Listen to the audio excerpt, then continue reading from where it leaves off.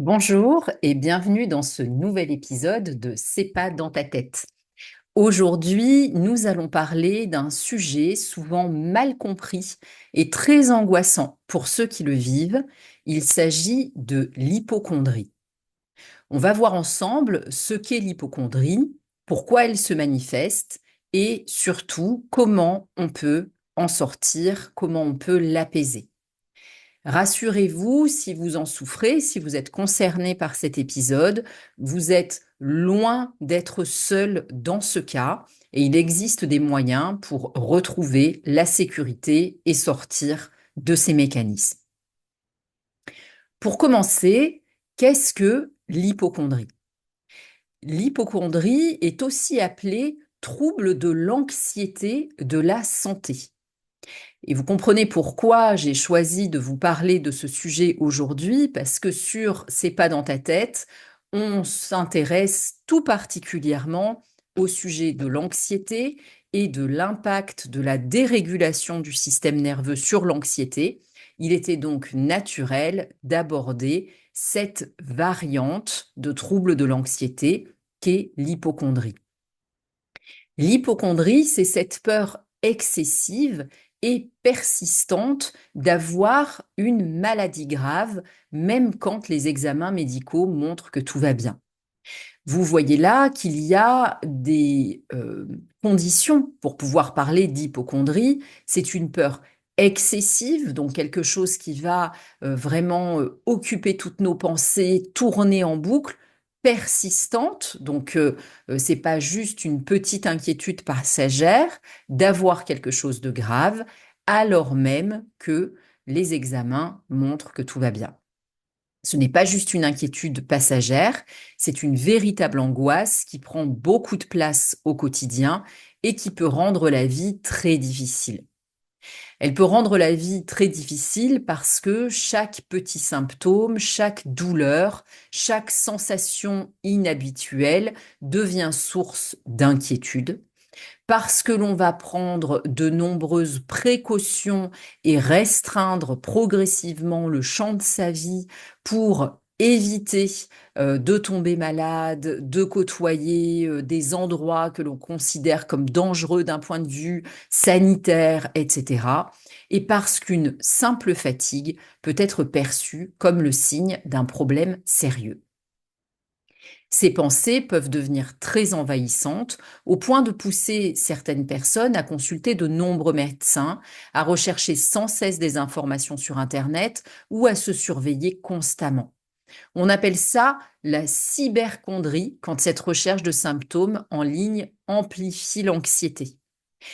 C'est pour ça que l'on vous dit généralement de ne pas aller regarder sur Internet à quoi pourraient être dus vos symptômes parce que Internet n'est pas un médecin, que vous ne l'êtes pas non plus et qu'il y a de grands risques d'erreur d'interprétation dans cette démarche qui, en fait, entraîne une tentative de soulagement de votre symptôme par la vérification, mais ce soulagement n'est que temporaire, voire totalement inutile et vous piège dans cette boucle de l'anxiété. Mais pourquoi est-ce que l'hypocondrie apparaît? Eh bien, comme de nombreux troubles anxieux, l'hypocondrie a souvent ses racines dans le besoin de se sentir en sécurité. Notre corps et notre esprit cherchent à se protéger d'un danger perçu. Le problème, c'est que ce danger est souvent amplifié par notre système nerveux et par notre cerveau. Imaginez que notre système nerveux et notre cerveau fonctionnent ensemble comme une sorte d'alarme incendie. En cas de danger réel, c'est une alarme précieuse qui va nous permettre de réagir. Mais avec l'hypocondrie, c'est comme si cette alarme se déclenchait pour la moindre fumée, même quand il n'y a pas de feu. Chaque sensation dans le corps devient un potentiel danger et le cerveau tire la sonnette d'alarme pour nous protéger. Cette réaction est en fait un excès de vigilance qui est très épuisant et qui est dû à une dérégulation de la perception par notre système nerveux des éventuels dangers. la perception par notre système nerveux, et principalement par notre système nerveux autonome, est appelée la neuroception, la perception par les nerfs. Quand cette neuroception est en permanence une neuroception de danger, cela nous conduit à un état d'anxiété généralisée et à des comportements qui peuvent être des comportements de vigilance et de vérification qui sont hors de propos par rapport aux dangers réels du quotidien. Il faut savoir que cette peur de la maladie peut aussi être liée à une expérience personnelle ou familiale, comme avoir été confronté à une maladie grave soi-même ou chez un proche. Pardon. Parfois, des événements stressants ou des périodes de grande incertitude peuvent aussi amplifier cette anxiété autour de la santé. Et là, ce qui est intéressant, c'est de rapprocher l'hypocondrie du trauma et de ce qu'on appelle le stress post-traumatique. Avoir vécu une expérience de maladie grave soi-même ou chez un proche peut être vécu d'un point de vue émotionnel et du point de vue du système nerveux comme quelque chose de submergent, quelque chose de trop à un moment donné pour lequel on n'a pas les moyens de s'en sortir tout seul et parfois dans lesquels on se sent seul dans cet épisode de maladie. Quand le système nerveux se retrouve face à un danger submergent, sa solution est le figement. Le figement est quelque chose qui nous plonge dans une boucle de rétroaction perpétuelle, dans la boucle du passé, comme si le danger était toujours présent. Et à chaque sensation qui va rappeler au système nerveux les sensations passées lorsqu'il a été réellement confronté à cet épisode de maladie grave, il va déclencher une angoisse forte et une attitude, des comportements de sorte à nous garder en sécurité face à cette situation qu'il croit être semblable. Le besoin de contrôle sur ce qui se passe dans notre corps devient plus fort quand la vie paraît imprévisible ou chaotique. C'est une manière pour le cerveau et le système nerveux de se concentrer sur quelque chose qu'ils pensent pouvoir maîtriser, même si cela devient une source de souffrance. Ce qu'il est essentiel de comprendre, c'est que cette peur intense de la maladie n'est pas un choix et elle ne signifie pas qu'on est faible ou qu'on est irrationnel. C'est une réaction normale de notre système nerveux et de notre cerveau face à la peur dans l'objectif de nous protéger. Notre système nerveux pense qu'en anticipant les dangers, cette fois-ci, il pourra les éviter. Mais à la longue, cela crée énormément de stress chronique pour le corps, beaucoup de fatigue et petit à petit, une vie qui se rétrécit face à ce figement global qui s'installe. Alors, que se passe-t-il exactement dans notre corps quand on sent qu'on est dans cet état d'alerte constant? Quand on est anxieux, notre corps produit des hormones du stress comme le cortisone et l'adrénaline. Ces hormones peuvent créer des symptômes physiques bien réels, comme des palpitations, des maux de tête, des vertiges ou des douleurs musculaires. Quand on souffre d'hypocondrie, ces symptômes sont souvent interprétés comme des signes de maladie grave. Et cela devient un cercle vicieux. L'anxiété génère des sensations physiques qui augmentent encore plus l'anxiété, et ainsi de suite. Par exemple, une simple tension dans le cou à cause du stress peut être perçue comme un signe de quelque chose de bien plus sérieux, ce qui déclenche une nouvelle vague d'angoisse.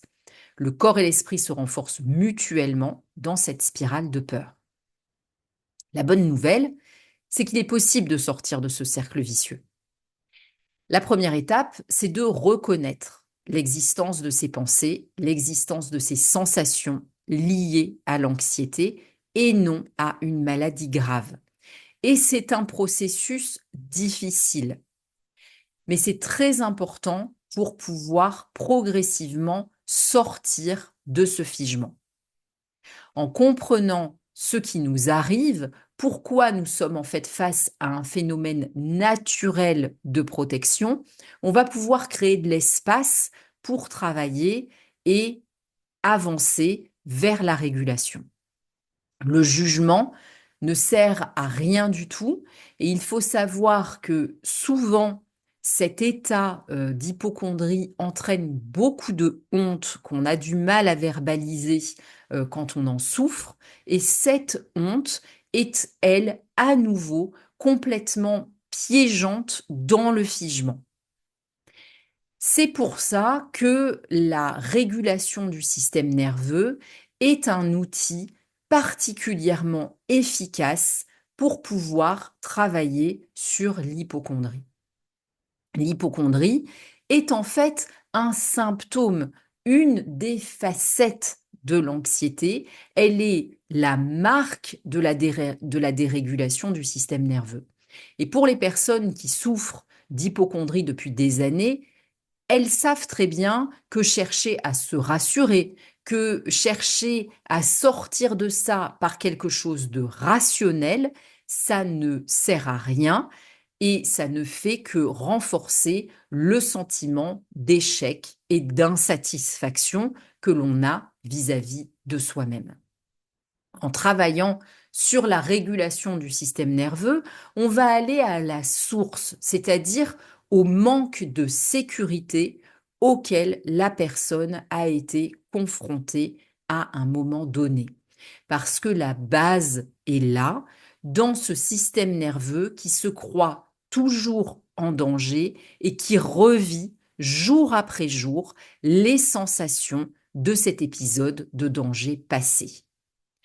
La somatic experiencing est une technique thérapeutique basée sur la régulation du système nerveux qui va permettre d'aller contacter la source de cette peur qui est venue se manifester en empruntant le chemin de l'hypocondrie.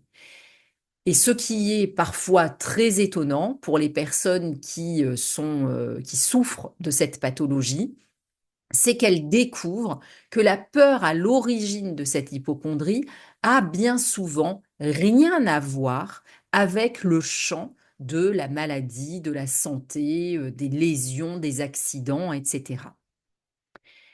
Si vous cherchez à des informations sur la régulation du système nerveux, si vous êtes nouveau ou nouvelle sur ce podcast, je vous invite à le réécouter à partir de l'épisode 1 dans lequel vous allez trouver toutes les bases de la théorie polyvagale et de la description du fonctionnement en détail de notre système nerveux. Pour conclure cet épisode, je voudrais insister sur le fait que si vous souffrez d'hypocondrie, ce n'est pas dans votre tête qu'il faut chercher, ce n'est pas dans votre compréhension ou dans votre rationalité. Votre système nerveux est une tour de contrôle qui veille en permanence, qui travaille en dessous de votre niveau de conscience et qui est extrêmement puissant pour vous garder en sécurité face aux dangers réels ou supposés qu'il a détectés. Si vous essayez de réguler votre système nerveux en vous raisonnant, cela ne fonctionnera pas. Si vous essayez de changer vos comportements en vous exposant de manière trop brutale à ce que votre système nerveux considère comme un danger vital, ça ne fonctionnera pas. C'est en ramenant plus de sécurité et plus de douceur dans la perception de votre système nerveux que petit à petit, les choses vont s'arranger et vous verrez que vous sortirez totalement de cette hypocondrie. Merci d'avoir écouté cet épisode de C'est pas dans ta tête. J'espère que cela vous aura apporté du réconfort et de la clarté sur ce que vous vivez si vous êtes concerné par l'hypocondrie ou si l'un de vos proches est piégé dans ce type de mécanisme. N'oubliez pas de vous abonner, de partager cet épisode, de le commenter, de laisser 5 étoiles, c'est important pour le faire connaître. Merci de votre écoute et je vous dis à bientôt sur un prochain épisode.